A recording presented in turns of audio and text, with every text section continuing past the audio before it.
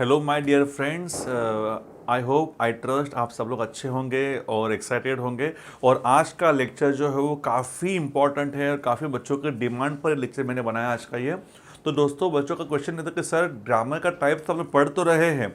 Grammar जो है आप लोग के पूरे क्वेश्चन पेपर में अराउंड 8 मार्क्स के लिए आने वाला है। 12th बोर्ड के एग्जाम में, इंग्लिश महाराष्ट्र बोर्ड में तो 8 मार्क्स के लिए अराउंड आता है ग्रामर। तो उसके टाइप्स कौन कौन से हैं, किस किस टाइप हमको फोकस करना चाहिए।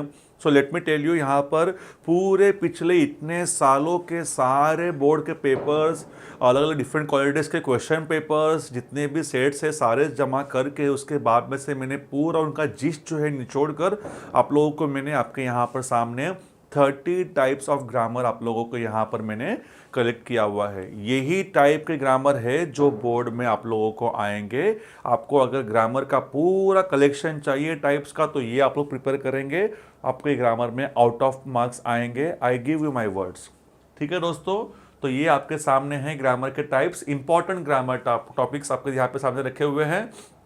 देखो दोस्तों, इसमें से पहला टॉपिक जो है वो मेक इट एक्सक्लेमेटरी। आप लोगों को कोई भी सेंटेंस दिया जाएगा एसेरेटिव में, उसको एक्सक्लेमेटरी में करना होगा। For example, he is very happy, exclamatory करो तो हाउ हैप्पी ही इज़। ठीक है, इस तरह का सेंटेंस होगा वो। उसके बाद में मेक इट एफर्मेटिव निगेटिव करने के लिए आएगा अल्टी पल्टी। ठीक है, जैसे कि ही इज़ हैप्पी, इसका निगेटिव करो तो निगेटिव का रूल क्या है, यूजुअली मेन वर्ड का उल्टा करना है। ही इज़ हैप्पी तो फिर हैप्पी का अपोजिट होता है सैड, और उसके पहले नॉट लगा दो। ठीक है, तो he is not sad. Okay, negative affirmative का रूल, बेसिक रूल क्या है, मैं तो कहता हूँ बच्चे लोगों को एफर्मेटिव निगेटिव पढ़ो ही मत। क्वेश्चन में नॉट है क्या है तो आंसर में हटा दो, मेन वर्ड का उल्टा लिख दो। क्वेश्चन में अगर नॉट नहीं है तो आंसर में लिखो मेन वर्ड का उल्टा कर दो। मतलब हर कंडीशन में आप लोग को मेन वर्ड का उल्टा लिखना ही है। और नॉट का खेल खेलना है। खेल खेलना मतलब क्या है, क्वेश्चन में नॉट होगा तो आंसर में रिमूव कर दो, क्वेश्चन में नॉट नहीं है तो आंसर में लिखो। मेक इट एफर्मेटिव निगेटिव का सिंपल रूल क्या रूल है, बेसिक क्वेश्चन अगर आएगा आप लोग को इजी वाला तो ये रूल फॉलो करो। क्या है मेक इट एफर्मेटिव निगेटिव का, क्वेश्चन में नॉट है क्या है हटा दो, उसके बाद में जो वर्ड रहेगा इंपॉर्टेंट वर्ड उसका अपोजिट लिख दो। जैसे कि हैप्पी का सैड, प्रेजेंट का एब्सेंट, इजी का हार्ड, वैसा। ठीक है, और हम लोग क्वेश्चन में नॉट नहीं है तो क्या करो, आप लोग वहां पर नॉट डालो हेल्पिंग वर्ब के बाद में, और जो मेन वर्ड रहेगा उसका अपोजिट करना है आप लोगों को। मेन वर्ड का अपोजिट तो करना ही करना है हमेशा, चाहे तो एफर्मेटिव करो या तो फिर निगेटिव करो। बस नॉट का खेल खेलना है, होगा तो हटा दो, नहीं होगा तो लगा दो।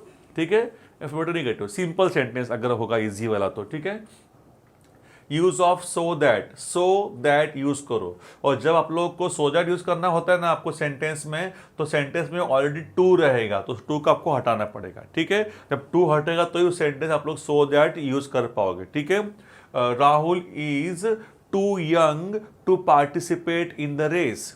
Rahul is too young to participate in the race, वो लोग बोलेंगे इसमें से टू को हटा दो, या तो फिर बोलेंगे सो दैट लगा दो, तो आप क्या बोलेंगे, Rahul is so young that he can not participate in the race. इस तरह का आपको एग्जाम्पल आएगा। ठीक है, अब यूज टू, इसका उल्टा आएगा ये वाला, कौन सा वाला, यूज टू यूज करो और सो दैट को हटा दो, बिल्कुल उल्टा हो जाएगा उसके अंदर। बोलो क्या, I am so tired to walk further.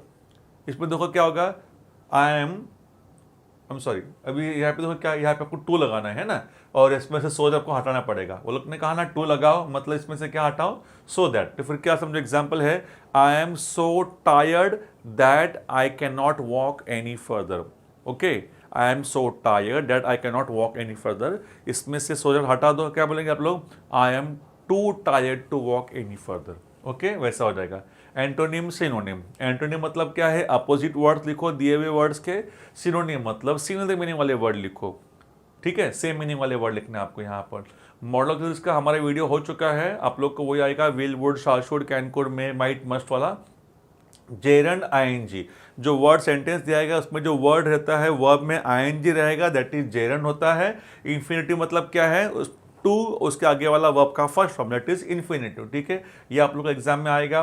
फिर बाद में rewrite the sentence using the correct form of the verb given in the bracket. ठीक है, तो सेंटेंस दिया जाएगा आप लोग का लंबा चौड़ा, और कहा जाएगा कि इसके अंदर जो ब्रैकेट में जो वर्ड दिया है वर्ब, उसका करेक्ट फॉर्म यूज करो। ठीक है, आपको इसका एग्जाम्पल लूंगा मैं, आपको उसका आइडिया आ जाएगा किस तरह से एग्जाम्पल होगा वो।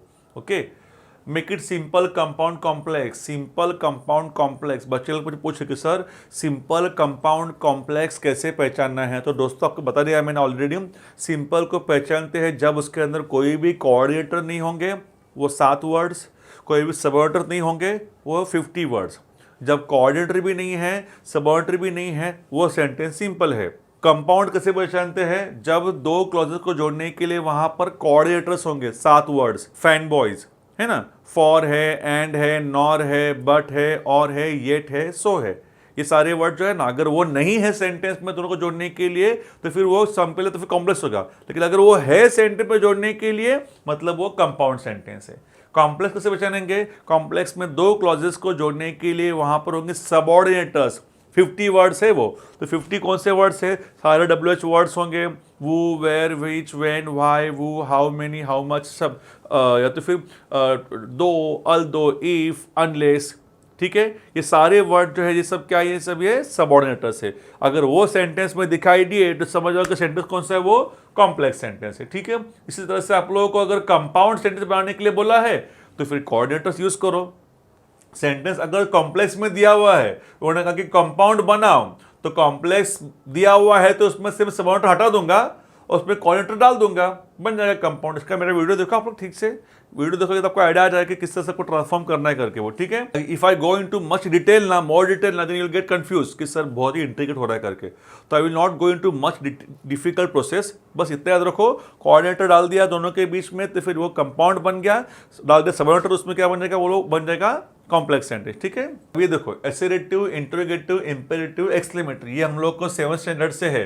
तो आप लोगों को बोलेंगे कि वो सेंटेंस पहचानो कि एसेरेटिव है कि इंटरोगेटिव है, इंपेरेटिव है कि एक्सक्लेमेटरी है, आइडेंटिफाई करो। कैसे पहचानेंगे एसेरेटिव सेंटेंस को, एसेरेटिव सेंटेंस में स्टार्टिंग किसी नाउन से होगी, एंड में कोई फुल स्टॉप होगा। एसेरेटिव में स्टार्टिंग किसी नाउन से होगी, नाउन, और एंड में क्या होगा, फुल स्टॉप। नाउन मतलब क्या, कोई भी animal, bird, human being, place, किसी का नाम रहेगा, स्टार्टिंग उससे होगा, ठीक है, और एंड में क्या होगा, फुल स्टॉप होगा। That is what assertive sentence. Interrogative में देखो क्या होगा, इंटरोगेटिव में एंड में क्वेश्चन मार्क रहेगा, हाउ इजी। इंपेरेटिव में स्टार्टिंग में क्या होगा, स्टार्टिंग में वर्ब होगा, ठीक है, स्टार्टिंग में वर्ब होगा, प्लीज होगा, डोंट होगा, तो फिर वो क्या है, वो इंपेरेटिव है। अगर सेंटेंस में कहीं पर भी एक्सक्लेमेटरी साइन रहेगा, दैट इज एक्सक्लेमेटरी सेंटेंस है, ठीक है। कितना इजी है, स्टार्टिंग में कोई भी सब्जेक्ट आ गया, नाउन आ गया, और एंड में फुल स्टॉप आ गया, एसेरेटिव। क्वेश्चन में कहीं पर सेंटेंस में क्वेश्चन मार्क आ गया, इंटरोगेटिव। सेंटेंस में स्टार्टिंग में verb, please, don't, let's, let, sentence में verb, please, don't, let's, let रहेंगे तो फिर वो होगा इंपेरेटिव, और सेंटेंस में कहीं पर भी रहेगा एक्सक्लेमेटरी साइन तो वो होगा एक्सक्लेमेटरी, ठीक है। ये आइडिया याद रखो पहचानने के लिए इसमें बोलेंगे आप लोगों को यूजुअली। फिगर ऑफ स्पीच का हम लोग का लेक्चर हो गया है ऑलरेडी, देखेंगे अब उसको बारीकी से। नॉट ओनली बट ऑल्सो, उसी का भाई एज वेल एज, ये भी हमारा हो चुका है, आपको एग्जाम में आ सकता है। आर्टिकल्स यूज करने आपको ए एंड द, ठीक है। प्रेपोजिशंस है, टोटल 100 प्रेपोजिशंस का लिस्ट आपको भेजूंगा मैं, वो पढ़ लो एक बार, उसमें से कहाँ पर क्या यूज करना है, यू कैन यूज अकॉर्डिंगली, ठीक है। डाउट होगा तो यू कैन आस्क मी। 10 से 12 टेंस का लेक्चर मैंने वीडियो बनाया हुआ है, वही आप लोग उसको देखो बार बार, आपके सारे डाउट क्लियर हो जाएंगे। और फिर भी नहीं क्लियर हुए तो फिर आप पूछ सकते हो। आई ऑलवेज टेल स्टूडेंट्स कि अगर आप लोगों को ग्रामर के डर से छुटकारा पाना है तो बनाए गए सारे वीडियोस बारीकी से केयरफुली देखो, पढ़ते समय, देखते समय साथ में नोटबुक पेन लेकर बैठो, और जो भी डाउट रहेगा ना करेक्ट करते रहो वहाँ पर और पूछते रहो। और आई एम सो हैप्पी कि काफ़ी सारे स्टूडेंट्स का आप लोग कमेंट देखोगे ना कि सर हम लोगों ने इतना ठीक से देखा वीडियो और हमारे सारे डाउट क्लियर हो गए। They also send me their answers PDF बना करके, सर इसका आंसर ये है करके, प्लीज़ चेक इट करके। तो मतलब क्या है कि to understand the basic concept of grammar you must watch the video completely, ठीक है, विथ फुल अटेंशन। अब ये देखो क्या है, चेंज द वॉइस करना है आप लोगों को। तो चेंज द वॉइस पूछने का तरीका उनका कभी कभी अलग होता है, तो वो चेंज द वॉइस ही है, but you know what they say, rewrite the sentence beginning with object, ऐसे ऑब्जेक्ट से स्टार्टिंग करो बोलेंगे, begin the sentence with object, ऐसे लास्ट का वर्ड रहेगा ना कोई भी, उससे स्टार्टिंग करने के लिए बोलेंगे। जैसे कि we are watching a TV, तो फिर लास्ट का वर्ड कौन सा है, अ टीवी है ना, वो ऑब्जेक्ट है। तो उससे स्टार्टिंग करने के लिए बोलेंगे, मतलब चेंज द वॉइस ही होता है वो, है ना। तो चेंज द वॉइस इन 3 तरीके से पूछते हैं वो लोग। ओके, अब ये देखो इनडायरेक्ट स्पीच का वीडियो हमारा हो चुका है। Able to, unable to use करना है, अनलेस और इफ यूज करना है, neither nor, either or, degree use करना है। आप लोगों को डिग्री आएगा एग्जाम्पल में सेंटेंस 1 मार्क के लिए। No sooner than, as soon as और हार्डली व्हेन, इसमें से कोई भी आ सकता है। फ्रेम डब्ल्यूएच टाइप क्वेश्चन, वो लोग ऐसे कोई भी सेंटेंस देंगे और सेंटेंस में से किसी एक वर्ड को अंडरलाइन करेंगे और बोलेंगे कि ऐसा क्वेश्चन बनाओ कि अंडरलाइन किया हुआ वर्ड जो है वो आंसर बने। ऐसा कोई तो क्वेश्चन बनाओ इस सेंटेंस को देखकर कि अंडरलाइन किया हुआ वर्ड क्या बने, आंसर बनना चाहिए। जैसे कि I am waiting for Rahul at the station, और एट द स्टेशन के लिए क्या किया रहेगा, अंडरलाइन किया रहेगा। और ऐसे बोलेंगे कि क्वेश्चन बनाओ कि एट द स्टेशन आंसर आना चाहिए, तो आप क्या बनाएंगे, मैं राहुल के लिए कहाँ वेट कर रहा हूँ, तो आंसर क्या आ जाएगा, एट द स्टेशन। तो वो होता है डब्ल्यू टाइप क्वेश्चन होता है वो, ठीक है। अब ये देखो क्या है, रिटोरिकल टाइप क्वेश्चन, उसे और एक नाम से पुकारते हैं interrogative question, yes no type question, नाम अलग अलग है, काम का टाइप वही है। एड अ क्वेश्चन टैग, ये भी देख लो आप लोग, ये भी आपको बोर्ड में आ सकता है। क्लॉजेस आप लोगों को आ सकता है, क्लॉजेस कैसे पहचानने हैं, क्लॉजेस पहचानने का सबसे आसान तरीका, क्लॉजेस मतलब क्या, एक क्लॉजेस है ना, बच्चे है, क्लॉजेस मालूम है किसकी संतान है, क्लॉजेस संतान है कॉम्प्लेक्स सेंटेंस की। सिंपल या कंपाउंड की बात नहीं कर रहा हूं मैं, क्लॉजेस जो है ना, इसकी फैमिली के बच्चे, इनको पैदा हुए वो कॉम्प्लेक्स क्लॉजेस। तो कॉम्प्लेक्स पढ़ोगे ना, उस पर आप लोगों को बरोबर सारे क्लॉजेस दिखाई देंगे। मतलब क्लॉजेस पहचानने के लिए याद रखो, क्लॉजेस पहचानने के लिए वो सेंटेंस हो ना कॉम्प्लेक्स सेंटेंस, और कॉम्प्लेक्स सेंटेंस कैसे बनता है, उसके अंदर क्या होगा, सबऑर्डिनेटर होगा। तो सबऑर्डिनेटर से शुरू जो सेंटेंस होता है ना, वो होता है सबऑर्डिनेट क्लॉज। उसके बाद में दूसरा जो है ना बचा हुआ, वो होता है मेन क्लॉज। इतना तो समझा कि आप लोग को, मेन क्लॉज मतलब इंडिपेंडेंट क्लॉज, और दूसरा जो बताया मैंने subordinate clause, that is dependent clause, ठीक है। तो आज के बाद में क्लॉजेस पहचानने का सबसे जरूरी क्या है, सेंटेंस देखो, इसके अंदर कौन सा सबऑर्डिनेटर यूज हुआ है वो देखो, सबऑर्डिनेटर से लेकर एंड तक अंडरलाइन करो, वो कौन सा होगा क्लॉज, सबऑर्डिनेट क्लॉज। दूसरा जो बचा वो कौन सा क्लॉज है, वो मेन क्लॉज, ठीक है। क्लॉजेस हो गया आप लोगों का। फिर बाद में दो ऑल्दो देख लो, ये भी आपको आ सकता है। और सबसे एंड में क्या है, स्पॉट द एरर, सबसे जामुश के एंड में दिया हुआ है, क्योंकि जब आप पूरे 29 ग्रामर टाइप अच्छे से कर लोगे तब आप उनमें से गलती पकड़ सकते हो। तो एंड में क्या आता है, स्पॉट द एरर, वो आपको सेंटेंस देंगे, बोलेंगे कि सेंटेंस में से गलती पकड़ो, पहचानो और उसमें करेक्ट करके लिखो आंसर में, ठीक है। ये आप लोग का आ सकता है। तो फ्रेंड्स, ये 30 टाइप्स आप लोगों को ग्रामर में काफ़ी इंपॉर्टेंट है।